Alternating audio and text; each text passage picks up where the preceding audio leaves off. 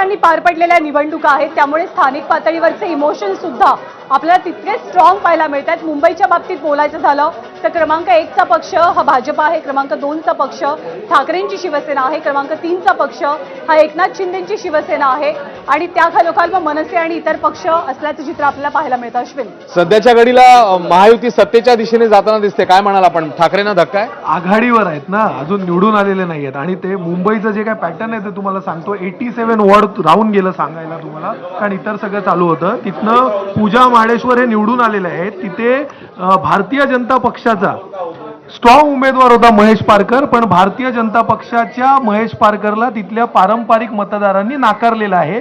त्यांनीच जे काय मराठी माणसाच्या आणि मुंबईकर जनतेच्या मनातलं जे काय मॉडेल आहे ना ते स्पष्टपणे क्लिअर होत आहे. 100 पार केलेली आहे भाजपनं आणि महायुतीनं. ठाकरेंसाठी याचा अर्थ काय? आत्ताचा जो सगळा कल आहे तो विचारात घेता भाजप आणि शिवसेना युती जे 80 आणि 22 हा जर कल घेता तर ज्या जागांचे निकाल आघाडी आहे किंवा जाहीर व्हायचं आहे, तर मला वाटतं यांची वाटचाल जी आहे महायुतीची ही सत्तेच्या वाटचालीने असं म्हणायला काय वाटचाल तुम्हाला वाटते? ठाकरेंसाठी अर्थ काय? मला असं वाटतं ठाकरेंना आता एकच वाटत असणार की जुलैमध्ये आपण एकत्र आलो, त्यानंतर आपण 7 महिने का वाया घालवले. ते जर वाया गेले नसते तर बहुतेक एखाद्या वेळेला वेगळा पण रिझल्ट असा किंवा आणखीन ते टफ झालं असतं. तो विचार त्यांच्या मनात नक्की आता मोमेंटम घालवला कुठेतरी. अगदी बरोबर आहे. बल्ला म्हणतात ते बरोबर आहे की ते आधीच एकत्र यायला हवं, याच्या आधी यायला पाहिजे. जुलैमध्ये ती घोषणा झाली किंवा राज ठाकरेंनी मुलाखत दिली आणि ते आत्ता एकत्र आले. हा वेळ जर घालवला नसता ही आणखीन चांगले रिझल्ट त्यांना आले असते. पण तरीसुद्धा आता या सगळ्या परिस्थितीमध्ये ठाकरे ब्रँड संपला असं जे म्हणत होते, त्यांनी 50 पर्यंत 55 पर्यंत चांगला स्कोर केलेला आहे.